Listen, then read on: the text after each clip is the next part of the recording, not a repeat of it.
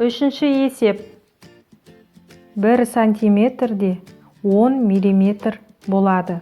Яғни, нөлден кейінгі таяқша, ұсақ кішкентай таяқшалардың барлығын санасақ, арасы 10 миллиметрден, 10 таяқшадан.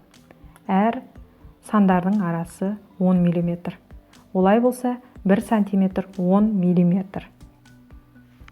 1 сантиметр 10 миллиметр. Сызғышта 10 сантиметрге дейінгі арақашықтық 1 дециметр болып есептелінеді. 1 дециметр 10 сантиметр. Олай болса, 2 дециметр 20 сантиметр. 2 дециметр бұл 20 сантиметр. Яғни соңына 1 нөл тіркейміз. Дециметрді сантиметрге түрлендіргенде. 1 сантиметр қосамыз. Сонда 20 сантиметр қосу 1 сантиметр тең 21 сантиметр. 10 сантиметр бұл 1 дециметр. 690 сантиметрді дециметрге түрлендіргенде 1 нөлі, соңғы нөлі қысқарады. Немесе мұндағы 10 сантиметрге бөлуге болады. 690 сантиметр 69 дециметр. 1 нөлі қысқарады. Енді 69 дециметрді метр мен дециметрге түрлендіргенде 6 метр 9 дециметр. Яғни осындағы сандарды кезек-кезек қойып шықтық.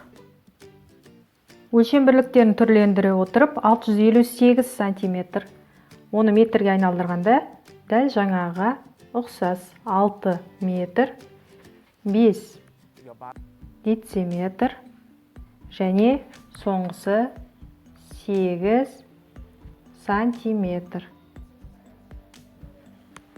6 метр 5 дециметр 8 сантиметр. Бұл 658 сантиметр. 8-ші есеп шарты шешуі жауабын жазамыз.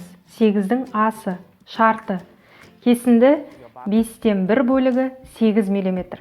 Барлық кесіндінің ұзындығын табуымыз керек. Шешуі. Барлық кесіндінің ұзындығын табу үшін 8 миллиметрді мұна бөлімі 5-ке көбейтеміз. Мұна алымы 1-ге бөлеміз. Кесіндінің барлық ұзындығын табу кезінде көбейту амалын қолданамыз.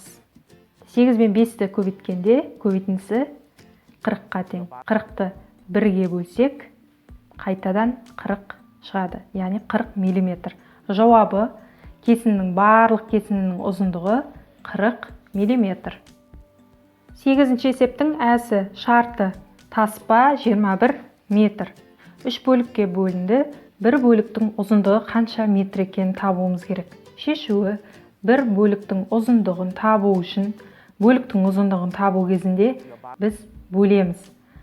Жаңа алдыңғы А есебінде біздер барлығын табу үшін көбейткен болатынбыз.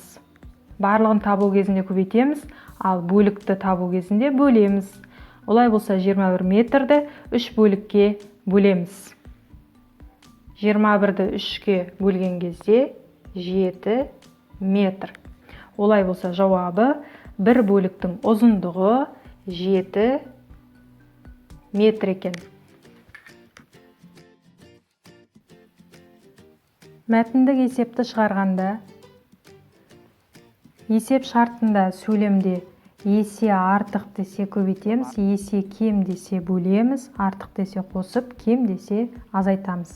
Бұл сол күйінде. Ал жанама есепте бұл қарағанда деген сөз кездессе, онда есе артық десе бөлеміз, кері амал орындаймыз. Есе кем десе көбейтеміз, артық десе азайтамыз, кем десе қосу амалын қолданамыз. Мәтіндік есептің сұрағында, яғни салыстырмалы есеп, салыстырмалы сұрақ қойылып тұрса, бұл жерде айырмашылығын табу деген сөз есе артық десе бөлеміз, есе кем десе де бөлеміз. Артық кем десе азайтамыз. Шешуінде осылай шығарамыз. жанама есепте, яғни кері амалдар қолданылатынды қызыл түспен белгілеп қойдым. Кері амал қолданылатын жанама есеп. Ал сол күйінде еші өзгеріссіз болса, оны көк түспен, ал сұрағында салыстырмалы сұрақ, салыстырмалы есеп айырмашылығын сұрап тұрса сұрағында, онда оған жасыл түстермен, яғни азайту, бөлу амалдары қолданылатынын көрсетіп қойдым.